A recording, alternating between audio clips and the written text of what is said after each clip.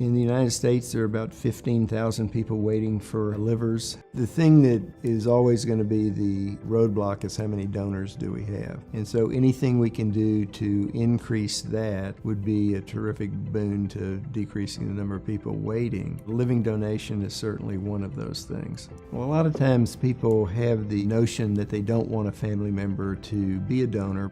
Our biggest barrier to donation is people hate to ask for help. Very often what we see our patients say is no, they don't want anyone to do that for them. So our hardest thing about living donation is getting our recipients, the ones who actually need the transplant, to spread the word. The way the liver transplant list works is the sickest patients are at the top of the list and have priority. So the patients who are not as ill have to wait till they're much sicker before they have the option of transplant. So a living donor allows them to have the transplant before they're extremely sick, which saves them frequently a great deal of time in and out of the hospital. Our goal with living donation is always to protect the donor. We'll take no chances with their health and recovery. If you have a donor, and they might be relatives, they might be friends, they might be church members, they will go through the same workup that somebody that will be a recipient will go through. Typically, for a living donor liver transplant, we take out the right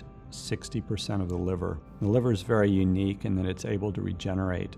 And within the first month to 9 months, the right lobe in the recipient grows to the normal size of the liver, and the left lobe in the donor increases in size back to its original size. We have spent a lot of time trying to help educate our patients, not just to the importance of finding a living donor, but how to go about finding a living donor. Our patients tell me all the time, they're like, I don't want to ask someone. And frankly, I wouldn't want to have to ask someone for an organ either. But I think really what it goes to is not so much asking people to donate to you, but being very open and honest. Those people who are interested in being donors, that's all they need, is they need the opportunity to hear about it. They'll figure out to come forward on their own. They don't need to be directly asked.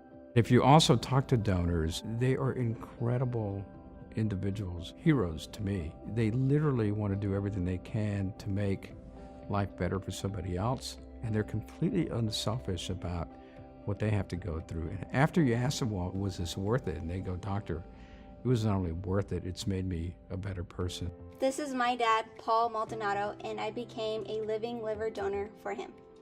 I just really appreciate what you did. You're my angel. You saved my life. Love you. The living donors who I've come to know, and many of whom I've operated on, almost uniformly felt this was an extremely positive experience for them. They feel very good that they helped someone they cared about.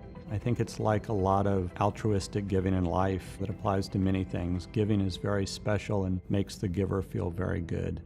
This is my son, Jeremy Garcia, and I became a liver donor because of him, the love of my life.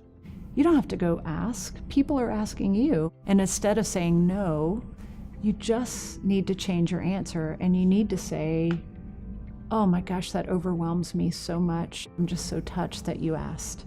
And here's how you find out more information.